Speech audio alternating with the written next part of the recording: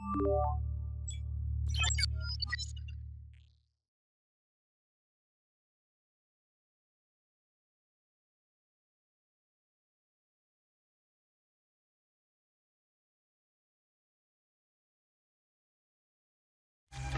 the next all-new episode of Uzumaki. 忙しいですよ。どうしたの？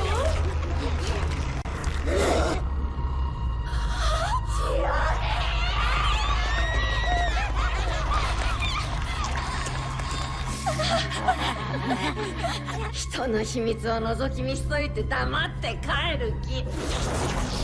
Uzumaki, new episode, premieres next Saturday at 12:30 at Toonami. Next day on Max. On the next all-new episode of Demon Slayer, Kimetsu no Yaiba, Swordsmith Village. Got it! She's fast, but still. Is he about to attack? As long as I decapitate him, I'll be okay. That's not the main body! It won't die if you behead it! What? Seriously? Demon Slayer, Kimetsu no Yaiba, Swordsmith Village. Next Saturday at 1:15 a.m. Then I made the wrong call! Only Toonami on Adult Swim.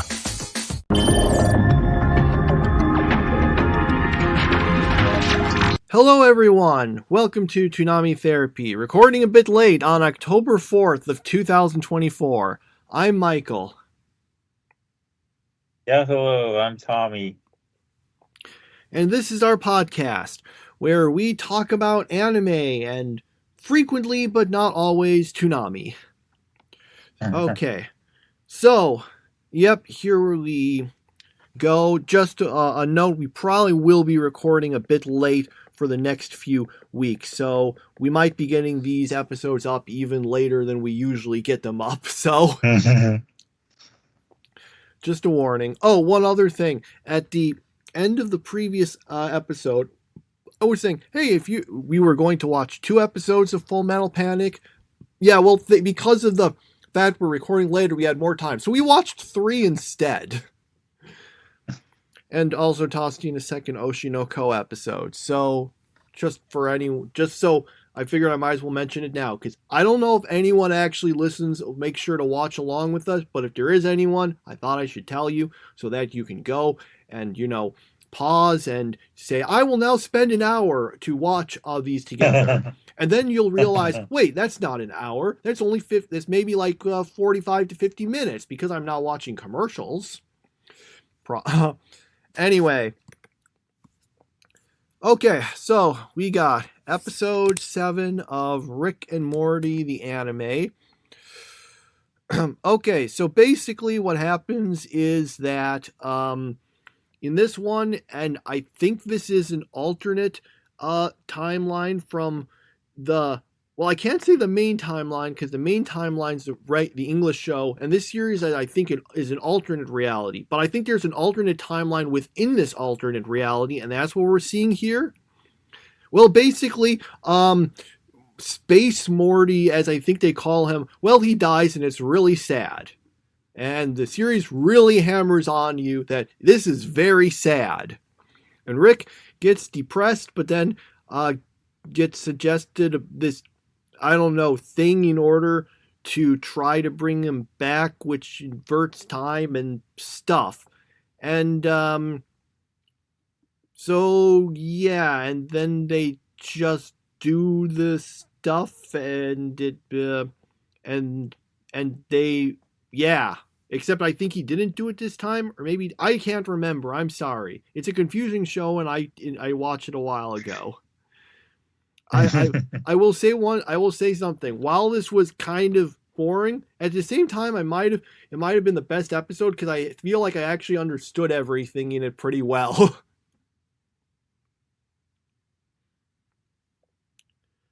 Yeah, I don't have too many thoughts on it, so that kind of covers it. Yeah, it's it felt very atonal with the much more wacky nature of the original series is the thing. Yeah. It's just very, yeah.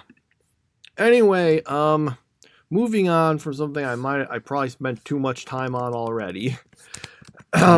We've got Oh, we actually don't have Demon Slayer next. We have Uzumaki first. So yes, Uzumaki premiered. Episode 1. So basically, this takes place in... Actually, I can't remember the town's name, but it's there. And a whole lot of really weird stuff involving spirals is happening. This guy becomes obsessed with spirals, like, completely, and then ends up dying because he turns his body into a spiral, breaking all the bones in his body. There's this, there's also, which makes, like, this other person terrified of spirals also. Then there's also this girl who's, like, how did that work?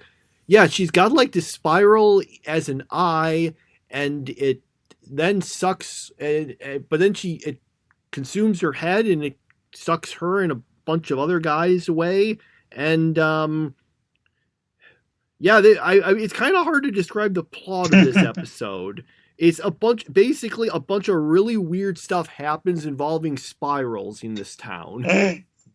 Yeah, spirals. It should be called Spiral instead of the actual anime that is called Spiral, which really had nothing to do with spirals at all.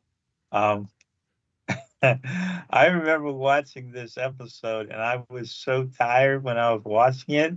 So, like, some of the things that were happening, they were so weird that I couldn't tell whether I dreamed them or whether they actually happened in the episode. I'm like, wait a minute, is that really what's going on?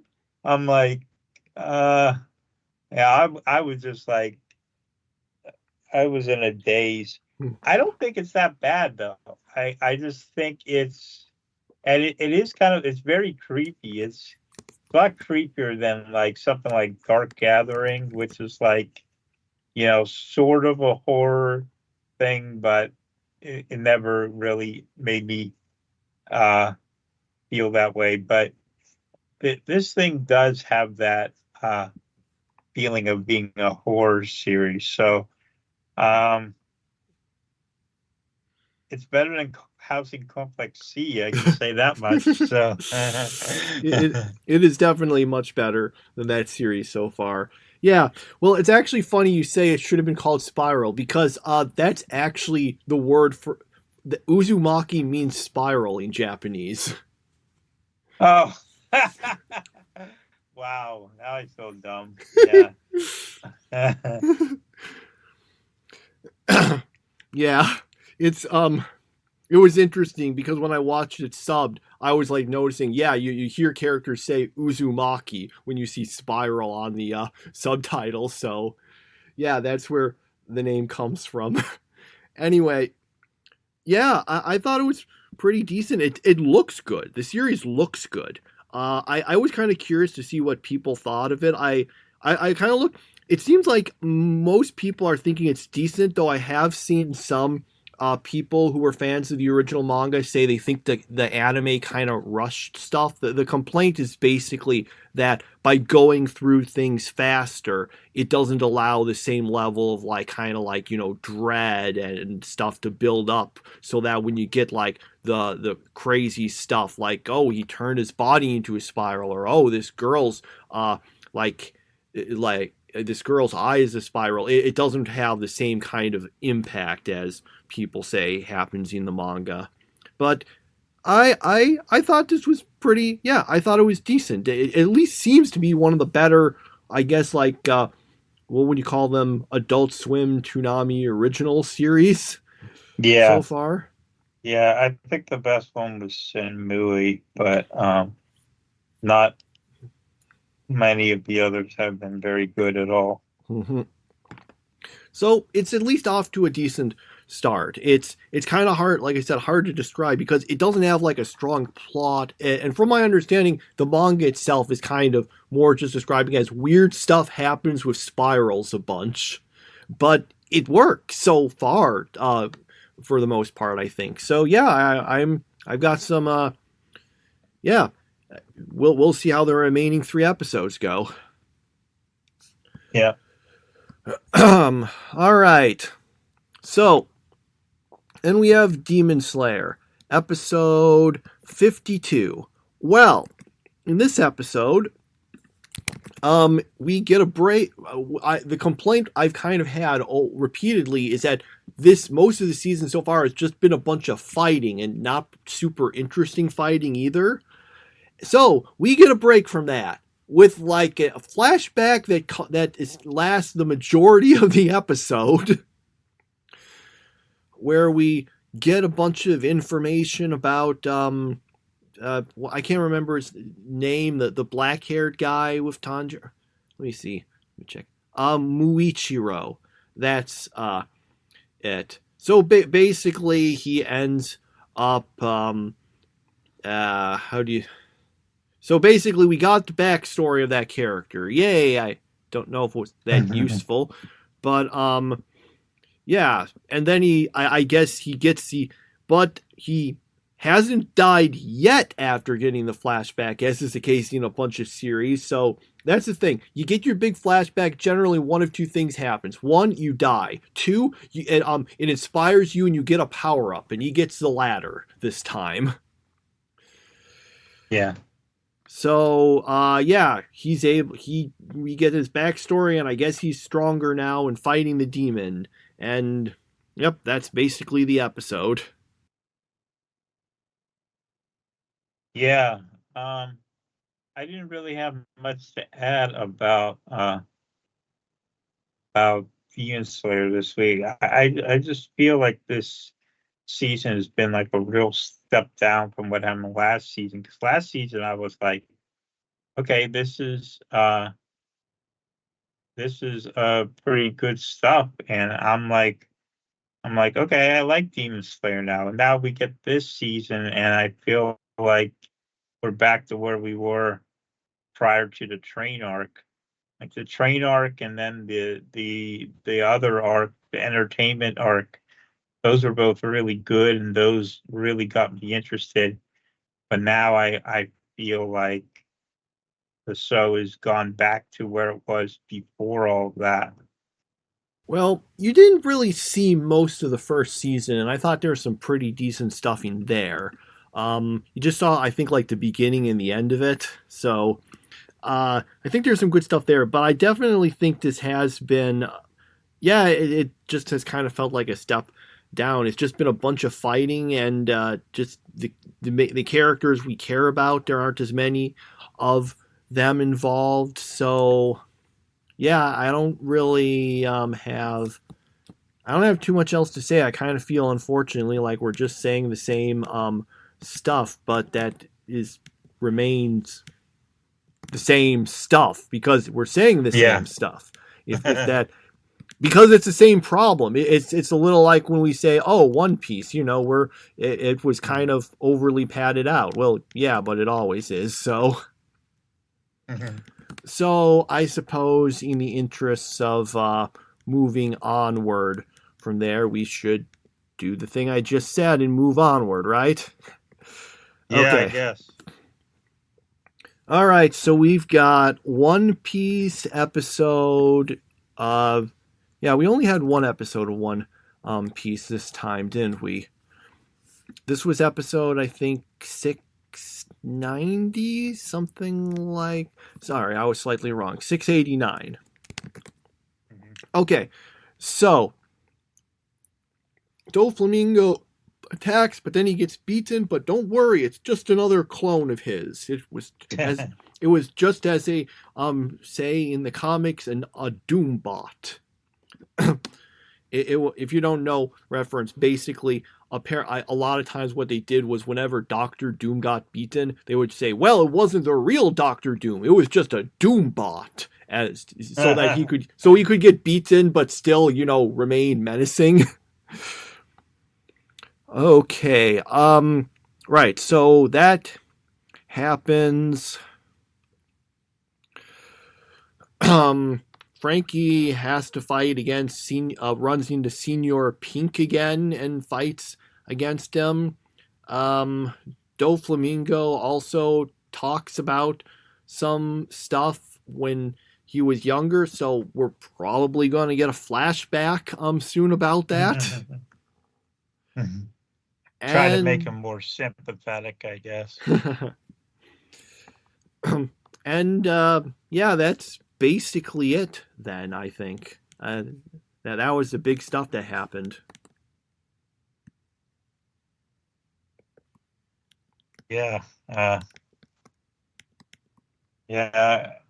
Not that interesting of an episode, but I feel like I've been saying that for a while now. Like it was going good, and then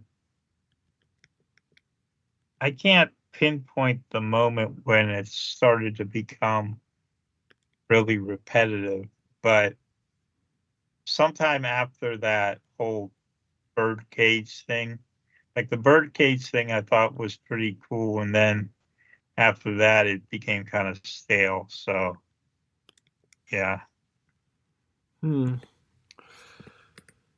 Yeah, like I said, it's the same thing you always have to say about One Piece. Well, it would have been nicer if the pacing had been faster. People say that Uzumaki was paced a little too fast. How about we do that in One Piece? Okay, let's see. All right, I guess we can move on to that. We can move on from that, and that's all the Toonami stuff, I think. Okay, so after that, we've got, Spice and Wolf, Merchant Meets the Wise Wolf, episode 19. Okay, so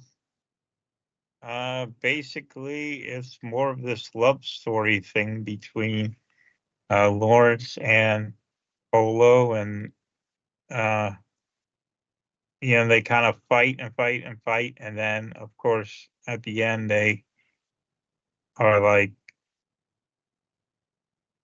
all romantic with each other. So, but it also includes a whole lot of economic talk, and I like this has gotten out of control. Like I was okay with some of it for a while, but now it's so much into the economics that I just completely tune out everything.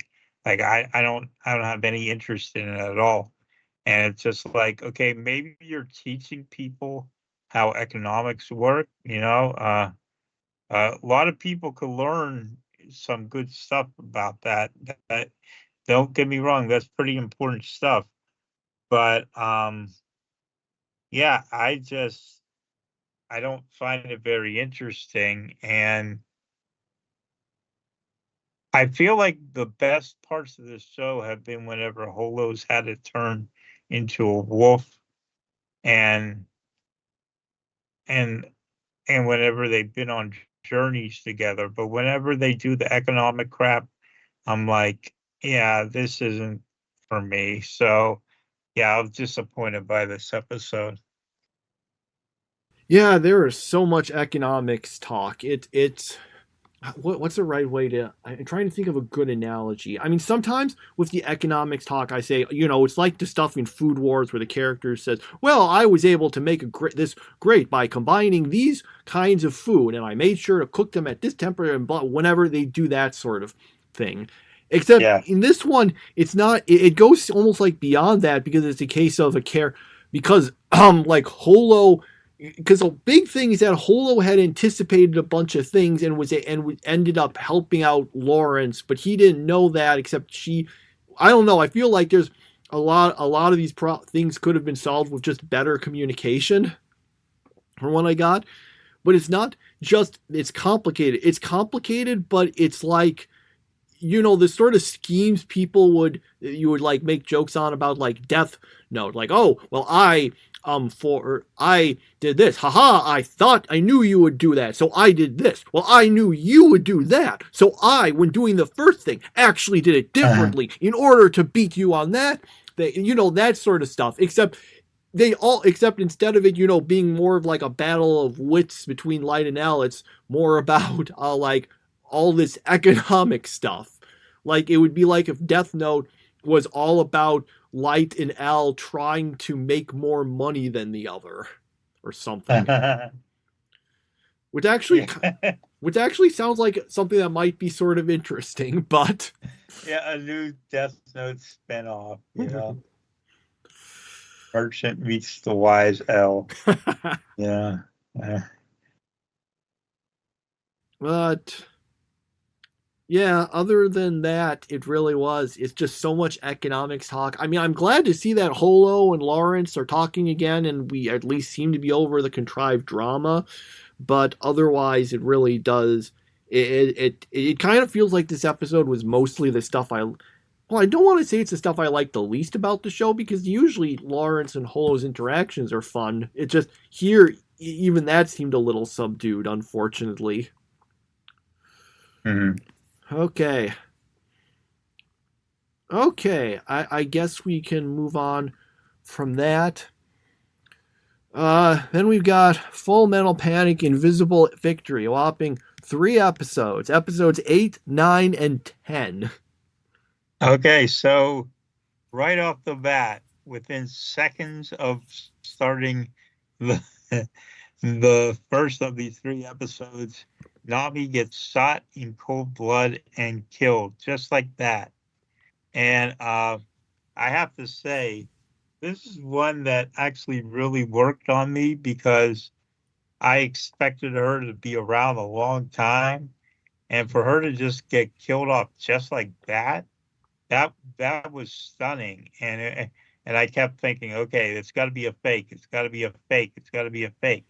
Well, there is no sign in these 3 episodes that Nami survived or something. So I guess she really is dead, and that's it. That's the ball game. And but Sosuke then gets into a big gunfight. He ends up getting really hurt, but he gets rescued in time by the 2 other guys. And then the second episode, while Sosuke is busy rehabbing, you've got Tessa pretending to be like mentally ill. So this doctor tries to help her, and then she uses this doctor to help her turn on this bad guy. And then Melissa comes out of nowhere. Melissa Mao comes out of nowhere and helps, and they get some control back for Mithril, and they at least got something going there. And in the third episode, Sosuke's kind of forcing himself to go, and Kaname is all depressed, which I would be too, but she's doing a lot of swimming. So I get the feeling that that might be an important plot point if we ever get to that, before I'll be forced to read the manga or whatever, because we're running out of time. There's no way we're finishing this story in 2 episodes. So while I do feel this has had a very dark tone to it, a really depressing at times tone, I really enjoyed all 3 episodes, and was just like, kept thinking, can I watch the next one? Can I watch the next one? So yeah, it's doing a pretty good job, even if it is far darker than the rest of Full Metal Panic has been. Well, I don't think the reason she was swimming was like important plot point. I think it was just an excuse for some fan service, honestly. Because she decides, well, I'm go swimming, and then just takes everything off except her underwear and goes swimming. So I think that was basically the reason for that. In the same episode, we also got something like that for Tessa, where she's just like, well, I'm going to go to sleep. I guess I'll take my clothes off. And I'm like, that. Mm-hmm. Both of them felt very kind of forced. Anyway, but aside from that, let's see. it was interesting. I got the strong feeling with the second of these episodes, episode let's see, 9. Yeah. I was suddenly thinking, I wonder if this was the start of a different light novel, because these are all based on light novels, and obviously each individual light novel would tend to kind of have, like, obviously stories continue from one to another, but still there would sort of be a stopping point. I was thinking, it seems like we kind of got the stopping point of the previous one. Probably that whole thing with Nami was like one light novel, and now we're on the second one. And I was just curious, so I looked it up and like I said, yep, right there at the very I was able to look at like the preview, like the first a few pages on a preview on Amazon, and like that the next volume 10, I think it was, literally starts with this scene with Tessa, pretending to be like a mental patient. So I was like, man, I called it. Yeah. You can actually tell it for Full Metal Panic because unlike almost all light novels nowadays, it didn't start out as a web novel. So you just kind of just write the stuff again and package them into the light novel stuff. And a lot of times you don't actually get endings at the end of any of the books. Mm-hmm. Yeah. Anyway, so that random part. Actually, there's something else that's weird. So I know. So when Tessa decides to tell off the guy, her language gets like really coarse, like literal. There's like an F-bomb drop there, and yet in I think the next episode, there's a character who does that a bunch, and it's all censored. Why? Yeah. It reminds me of how on Rick and Morty, the original series, when you watch it broadcast, they will bleep out words, and then the same words will be used in that same episode uncensored in other places. It's so weird. Yeah. Maybe it's because when they bleeped them out, that was a more comedic scene, and maybe that's like supposed to be the joke, whereas in the other one it was more dramatic. I'm talking about Full Metal Panic here. Yeah. Honestly, I find it usually it's funnier if you actually have the bleep sound there. I usually find that funnier than actually hearing the stuff. Yeah. So, yeah.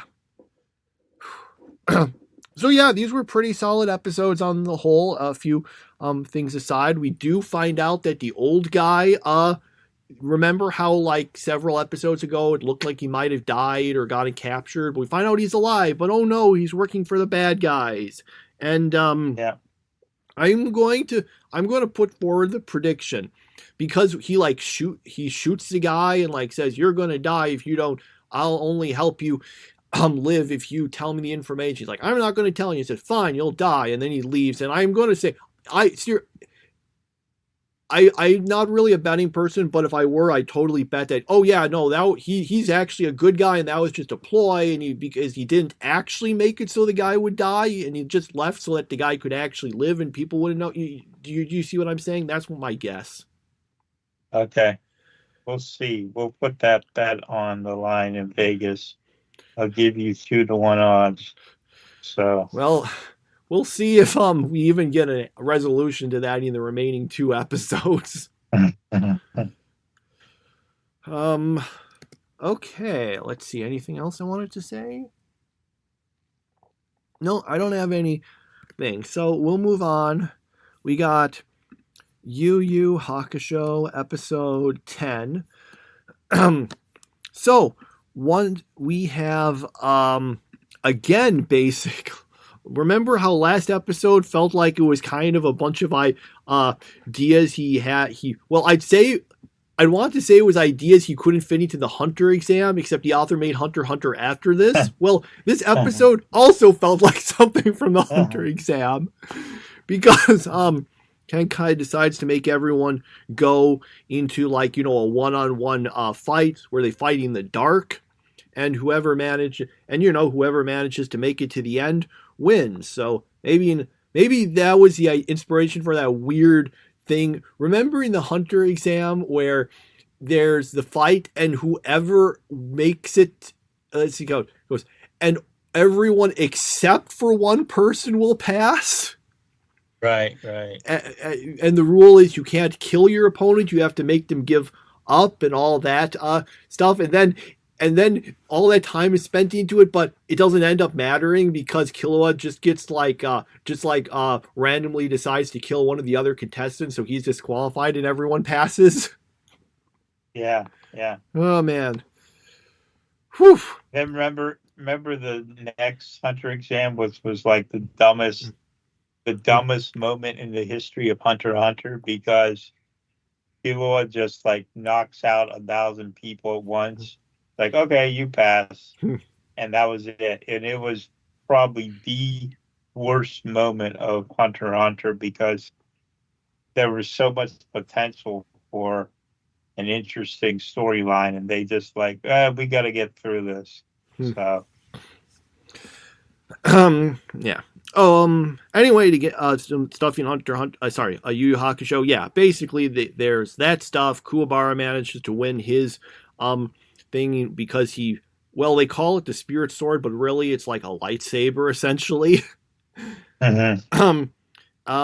Also Botan shows up, and it's kind of weird because she like gets Yusuke and Kuwabara to leave temporarily, talks to them. Genkai tells, hey, you got to get back in here or you're disqualified. And then she just goes with them, and no one like says, hey, who is this girl who's not competing but she's suddenly here? Is that okay? No one like objects to it. She's just there suddenly. Whew. Yep. Anyway, I guess that's my description of the episode. I thought it was okay. Not great, but yeah, I enjoyed it. yeah, it did feel very much like the Hunter exam again, and you have to wonder what the creator was carrying over. But and there's some pretty funny moments with Botan. It continues to be predictable, but I mean, that's what happens when you've seen this many shonen series.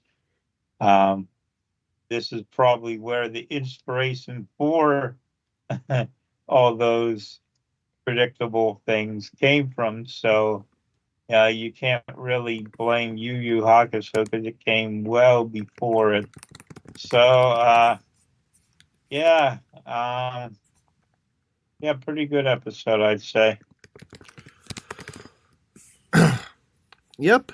Okay. So, all right. Anything? I guess we can move on. We got 2 episodes of Oshi no Ko. We just kind of decided to do 2, so we got 14 and 15 here. Yeah. So the first episode is not that good because it spends about half the episode dealing with these 2 manga illustrators who are competing with each other, but they're on like the same project and they're really getting mad at each other. So I guess we're supposed to care about these characters now, but I never really was able to get interested in these characters. So it's a little disappointing here because I was hoping to see more with the main characters, but then the second episode does have the more main characters more, until this one part where we finally get something back on the real plot line, because you've got the whole thing going on, but the quest to find Ai's killer is really the thing that drives the story, because all the other stuff is kind of window dressing. That's the main thing I care about. So we get that whenever Aqua gets reminded of watching his mother die, and then he has like an episode and he like gets really ill and has to be taken care of by my least favorite character, Akane. And Akane basically gets forced to do it because she's kind of sort of his girlfriend. And so yeah, he's having some traumatic experiences thinking about that. And then right at the very, very, very, very, very last scene, we get this weird, very weird scene where the guy who kind of acts as Aqua's father is like doing something on a computer, and it would have never crossed my mind that meant anything, except that I've been spoiled as to something big, and that kind of there's meaning to that. It matters. That's all I can say. I'm not going to say anything else about it. It just it there's something that matters about that. So yeah, unfortunately I could not escape the spoilers from Facebook, because Facebook is like, they put up spoiler alert and then they do the spoiler right underneath it, and it's like, well, you didn't give me enough time to avoid the spoiler. You put it right underneath the word spoiler alert. So what was I supposed to do? I couldn't avoid seeing that in time. That pissed me off. But yeah, so the first episode we watched was not so good. The second episode was better, but it's still not on the quality of season 1. So that's what I'll say there. Well, it's interesting because I had the opposite opinion. I really liked the first episode, and the second episode wasn't bad, but I didn't like it quite as much as the first. I thought all this stuff with the manga creators was interesting, although I did have some problems because, as I know, now well, one of them, the one who made Tokyo Blade, the one that this play is based on. But the other one made, what was it, Sweet Today or something, which there was an adaptation of made previously. That was in the first season. Yeah. Did we see that? Did we see her in the first season? I can't remember. I can't remember either. Because I know they had the stuff with the series, but I can't remember if she was there. But anyway, it did. The problem I had was it did kind of feel like we were almost like we got so. Original manga creator, we go through that stuff, and then she relents and says, okay, I don't, gets convinced not to just write the script herself and to actually work with the other people. And then she does work with the original writer, and they basically they just communicate online, do like a meeting thing, and then they just get it all fixed up overnight and problem solved. And I'm just thinking, what, shouldn't someone have suggested they do that before? But anyway, no, I liked some of the stuff with the manga stuff, maybe because I'm more interested in that sort of thing. Also, the part where they're working on the manga, because I'm sorry, I can't remember anyone's name, but the Sweet Today author, where she's basically helping the other do it because she's gotten behind because all the in making it and stuff, and they're arguing, and that was fun and reminded me of, do you remember that scene from Shangri-La Frontier where after the main characters managed to beat Weathermon, we see that bit from two of the people who made the game who just start arguing with each other over it? I kind of remember it. I thought that scene was really funny, and this reminded me a little bit. But it did kind of feel to me sort of like they sped run the conflict almost. It's like, okay, here's the conflict, here's this stuff. Okay, we're done with it now. I was thinking maybe we could have known these characters a little longer, but on the whole, I still thought it was pretty decent. I found it interesting when they're talking about the difference between like a weekly and a monthly series, for example, because, well, with the monthly series, it's much less strenuous. One thing that was interesting, because they mentioned that Tokyo Blade, she says that it sold 50 million. And I'm thinking, that's a lot for a manga. I need like to put it in perspective. 50 million obviously falls really short of like the most highest selling stuff. Like the number one best selling thing right now is One Piece, and it's cleared 500 million.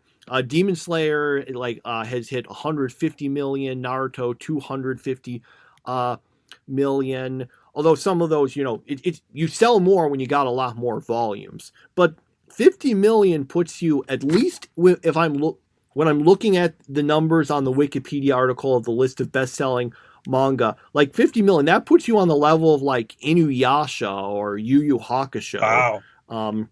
Yeah. Now, Inuyasha does have an advantage because it ran for 12 years and there's 56 volumes, which makes the 50 million all the more really surprising because everything we've indicates this manga, it has not been going on for 12 years. It's been going on maybe 4, 5 from what we're getting. So yeah, like Blue Lock hasn't sold 50 million yet. Mm-hmm. It's at like 40 million. So that was just I was like, oh, okay, so that's crazy popular then. Well, maybe not crazy popular, but really popular. Mm-hmm. There's also a few little cute things they put there. If you see the what was it called? The other one, what was it? Not Tokyo Blade, the other one. I can't remember what it was called. Sweet Today. That was it. Yeah. When you see the volumes, you see it like says it's by Margaret Comics. That's a reference to as in Margaret without the first R. That's a reference to the fact that like a pretty notable shoujo manga magazine in Japan is called Margaret. So I'm like, okay, it's all that stuff. Like when they say that, oh, this series was in Weekly Jump. Well, there is no Weekly Jump. There's Weekly Shonen Jump. There's Weekly Young Jump, but there's no Weekly Jump. Yeah. So yeah, let's see.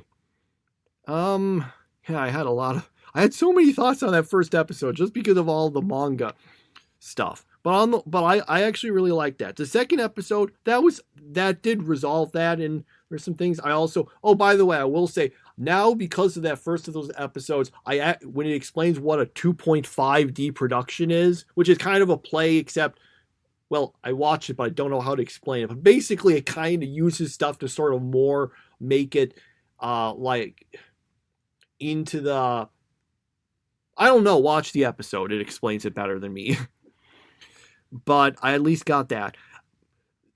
But the second one I thought was more interesting. There was some, it was still interesting. They're moving forward with the thing. The other disagreement I have is honestly the plot about Aqua trying to find the killer and get revenge. I actually think that's like the part I'm least interested in the series. I'm more interested in them doing all the acting stuff. So yeah, we do find out though that what was her name? The one who, I'm sorry, I can't remember any of the girls' names. They all blurt together for me. The one who's like Aqua's kind of girlfriend. Akane. Okay, that was it. For some, I thought it was that, but I was thinking, or was it something else? Okay. I think we're supposed to be indicated that she figured out that he's Ai's kid when she was thinking the stuff. So I guess we got that. Anyway, I thought these were pretty decent, although I do think I liked the first one a little more than the second. But I kind of feel like that might just be because I'm interested in different parts of the series than you are. Yeah, and one of the things that really confused me about this series is that I never know when there's something magical happening or whether it's just all real, because we know that they're living in a world where the supernatural can happen. So sometimes it's like really jarring because like something happens that couldn't actually happen in real life, but it happens. And then it's like, okay, was that like, was there some sort of magical moment there that happened? Like that part with Akane, wherever she kind of sort of figures out that he's he's I's son, but it's like, okay, did you figure that out through like logic and reasoning, or did you figure that out because of some sort of supernatural thing that happened? So yeah, that can confuse me at times in this show, but it's not a bad thing. I'm pretty sure it was logic. She was linking together a bunch of the things like, oh well, he's adopted, right? Okay, and he was a fan of and there's something traumatic to have. It was just putting all the stuff together to figure that out. Although, in terms of magic, obviously we have the reincarnation plot where they keep their memories. Like that's like obviously supernatural, paranormal. But is there anything else in the series that's like that? That's the only thing I think of. Yep.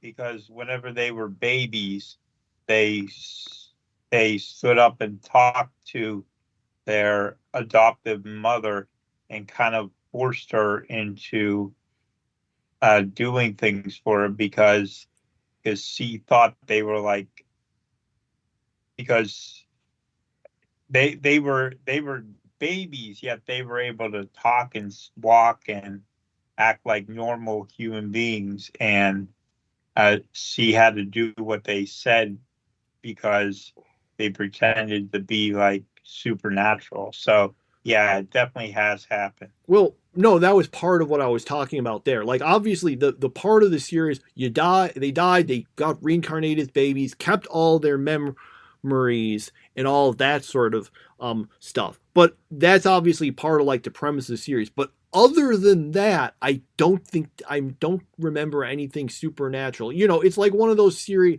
It's one of those series where there's just like one bit of supernatural thing that's the premise, and then that sets it up, and then everything after that is just kind of normal stuff. Like, so because the reason they can walk and all that stuff is just because they have all their memories and stuff from when they were adults. So that's an interest, because I would think that like if a baby had an adult mind, they should be able to like walk, I would think, right away and stuff. And talk. Well, you wouldn't be able to talk too well because you wouldn't have teeth for a while, but you'd still be able to make noises. But yeah, other than that bit, I don't think there's anything paranormal, but I might be wrong. It is always kind of weird when you have a series that's okay, there's this one thing that's supernatural and everything else is completely normal and down to earth. Remember, this series apparently, I can't remember what established this, but this apparently takes place in the same continuity as Kaguya-sama Love is War. Yeah, you're right about that. I can't remember exactly what established that, but I know there's something that says they're in the same continuity. Let me actually see if I can find that offhand. Well, anyway, I guess that's everything I have to say about that. So I guess we can move on to Toonami Rewind. And so we got Okay. Sailor Moon episodes, I think 28 and 29. Yeah, so we're doing last week's and not today's, right? Yeah, I did not get a chance to watch the ones for today's. Yeah, technically we're recording this like 1 hour after they finished airing. So I'm sorry if that confuses you. You might have watched them, but I can only talk about last week. Yeah, so I just came out from watching all that stuff, but and it's kind of difficult to remember what happened a week ago. But on Sailor Moon, we had an episode about. Wait, I had it right here. Oh yeah, the painting thing, and where like Usagi and Mamoru both have to work together to help this painter out. So they kind of are forced to be together. And Ray gets really mad at Usagi a lot, which is kind of a theme here. And, and then eventually, he gets the crystal and all that, whatever it's called. And then they move on. And then the next episode, you have you have Makoto and Usagi both going after two guys. So they call it a love rectangle. And so yeah, they're having all this stuff romantically, which is, not real romance. It's just these crushes they have. And then, the usual things about the silver crystal and all that, and the monster of the week. I say it every week, so you're probably used to it by now. So yeah, so that's what it was. Okay. Yeah, it really is kind of the same thing again and again. I will say at least we got a little more focus on I can't remember her actual name, but it's a Sailor Jupiter character. Because who had Makoto, okay. Because she hasn't really done that much up until this point after joining. Yeah.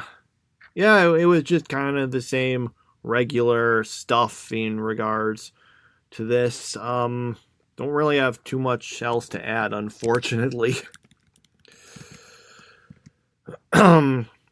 So, okay, moving back. Sorry, I know this is out of order. Yeah, I checked. I found now this is from a few years ago. There might be more, but there's definitely some stuff in each series that indicates that the other is in continuity. There, like in this Kaguya-sama thing.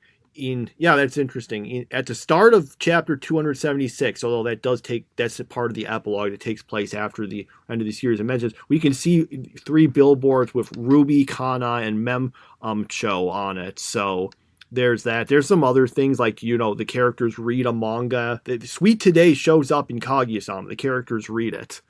So sorry about the cough. Yeah, in an extra chapter of Oshinoko, Kaguya, you actually see Kaguya in it. That's kind of cool.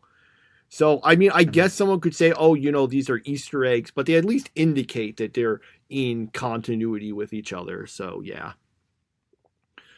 Reminds me of, actually, there's this manga called Hikaru no Go, and there's this part where the character is looking at the Shonen Jump website, and if you look at the characters there, he's actually on it. So does that mean his own manga exists in the manga? Okay. Sorry, I don't have too much else to say about Sailor Moon, but we can all right, so then we got after that Naruto episode 30.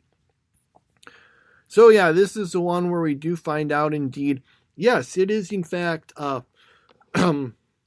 Orochimaru, the guy they were they thought it was a girl, but it's actually Orochimaru who is a guy, and he just decides, well, I'll just put this cursed mark on Sasuke and then get out of here. Then he ends up fighting against Anko, the person in charge of the thing, and he manages to win, and yeah, basically. We get some stuff on Orochimaru, but not like terribly much other than that he's, a known bad guy and stuff to them. And the other characters, I guess, they're just, yeah, they got through it, I guess, because obviously Orochimaru wasn't really trying because, at this stage he could easily take out all of them. And yeah, that's it. I'll be honest, I wasn't that's super interested in this episode. I know it's the big, Orochimaru showed up. He put the curse mark on Sasuke, which is actually going to be an important plot point and stuff. But for some reason, most of it just kind of felt like, we were just going through the motions and such. And so I don't know. I just thought, I mean, I didn't think it was bad, but it was just kind of there for me.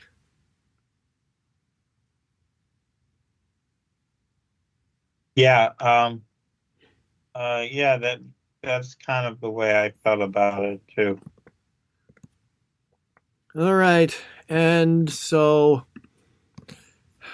yeah, it's weird. Though on the whole, I remember I thought I really liked The Forest of Death, but now that we're in it, I'm like, huh, it's not so interesting to me now. I don't Yeah. know if it's maybe because we're doing all this stuff and I like, okay, I know who Orochimaru is. I don't need to spend several episodes building him up. But maybe that's it. Maybe it just worked better the first time around. So because I mean I liked the tuning exam stuff before this, so I'm just going to hope the rest of the Forest of Death is more interesting. All right, and lastly, we've got Dragon Ball Z Kai episode. I think 25. Was this? Let me make sure if I'm remembering. Okay, so dang, I think I forgot to watch this, but I watched it a while ago when it aired on regular Toonami a few weeks ago. So let me see if this was the one where Krillin and Dende they get to like the Grand Elder guy, right? Yeah. Okay, good. Okay, I'm thinking of the right episode. So he does that. He tells he like finds out he's able to like read Krillin's mind or whatever and find out everything. Is like, okay, you're a good guy. Also, I can unlock your powers. So he does this thing in order to make him way more powerful. I don't think that really ends up mattering much, but it's a way to make him stronger, I guess.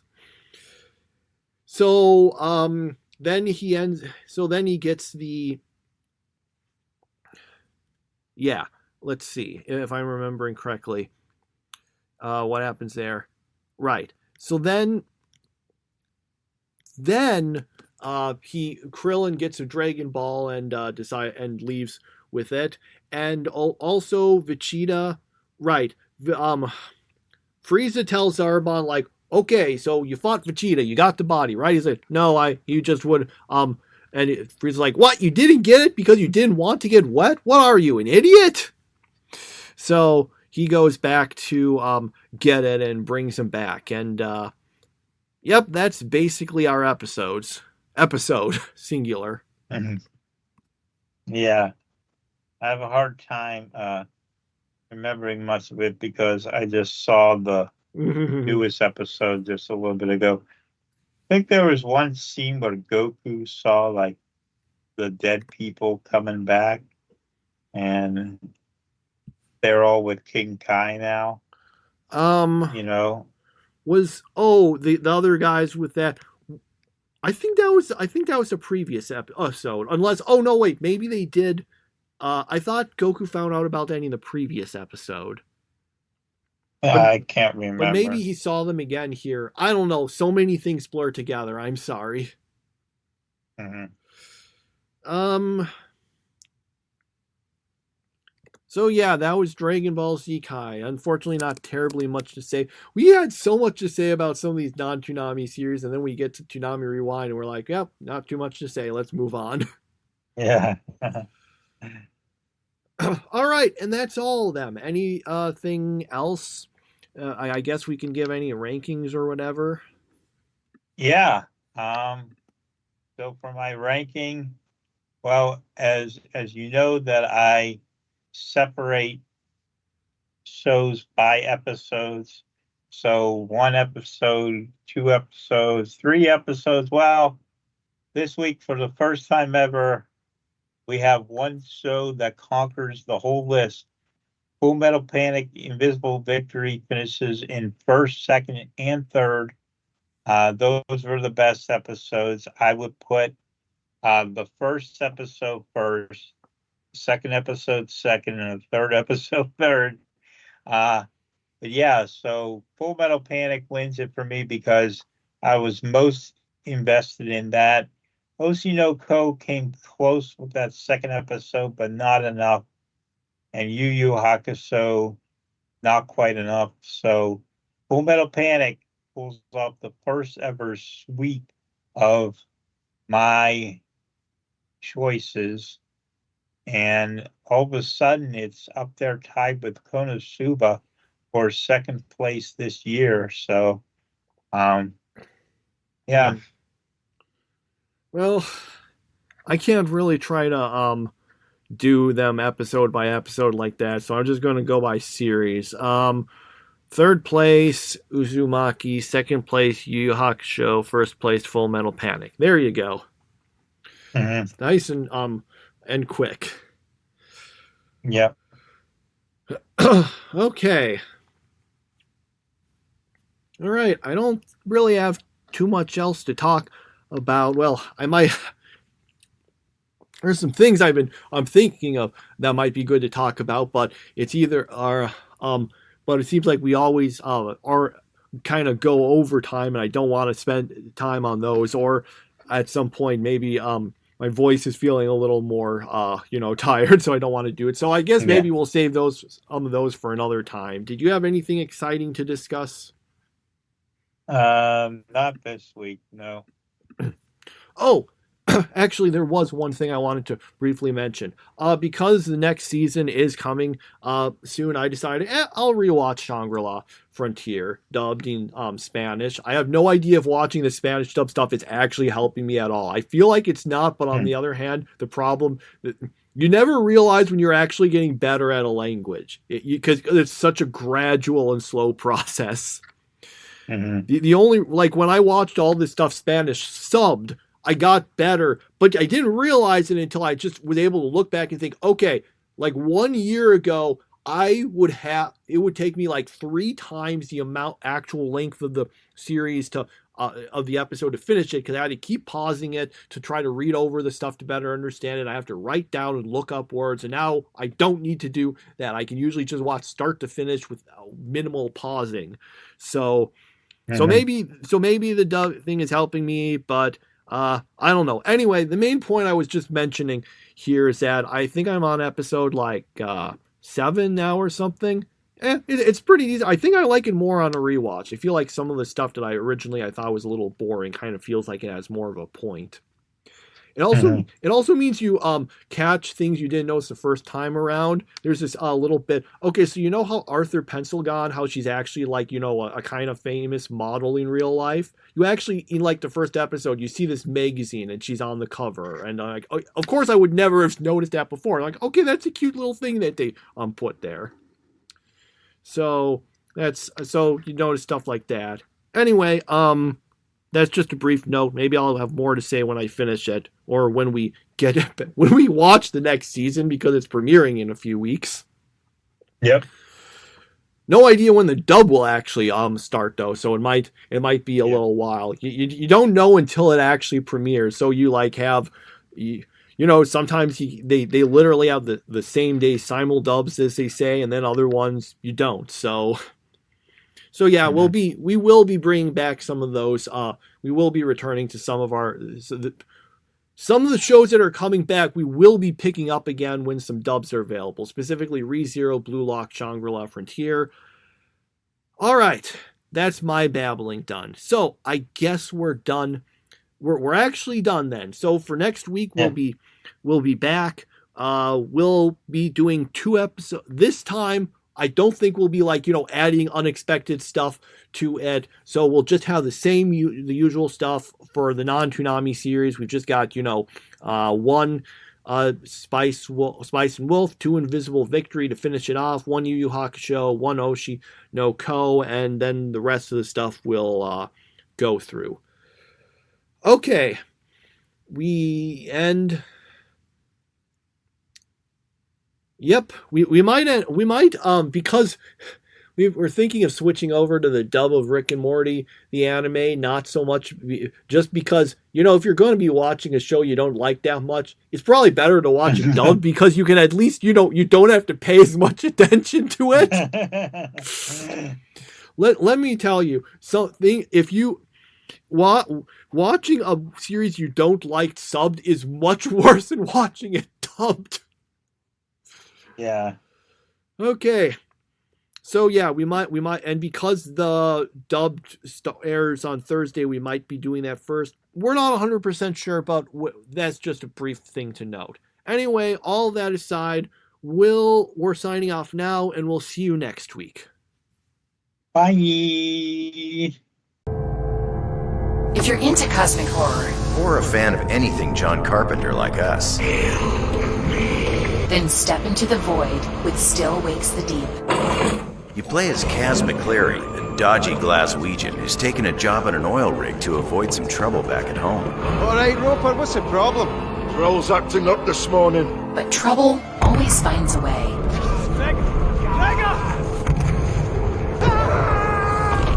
What happened? The drill hit something.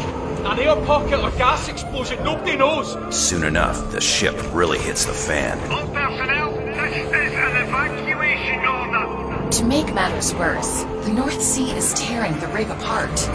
As the tension ratchets up, so does the anxiety. Can you survive the nightmare and make it back to your family? Or will you fall prey to the horror within? Like most good things, it's gone too soon. Is that you in there? But some great voice acting, Stuff is taking over. Christ. In a unique setting, make it fun while it lasts. we give Still Wakes the Deep an 8 out of 10. You've been very patient, and it's almost time. I'm going to enjoy this. I'll crush you. You can try all you want. Let's finish this. Frieza, Super Saiyans, Trunks, and more. Come on! Alright, this is it. I'm not going to let Kakarot show me up. The wait is over. I'm just getting started. Here goes. Dragon Ball Z. Nothing else matters. At last, some quality entertainment.